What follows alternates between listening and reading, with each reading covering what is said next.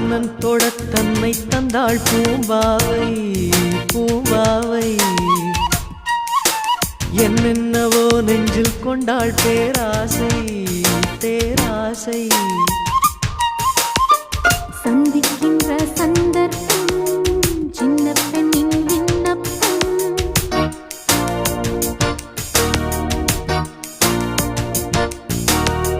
சந்திக்கின்ற சந்தர்ப்பம்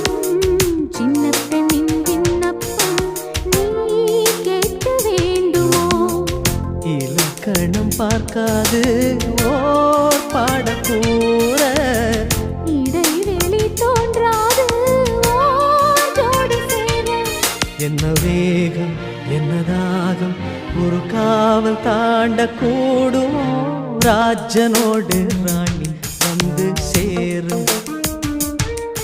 இந்த ராஜயோகம்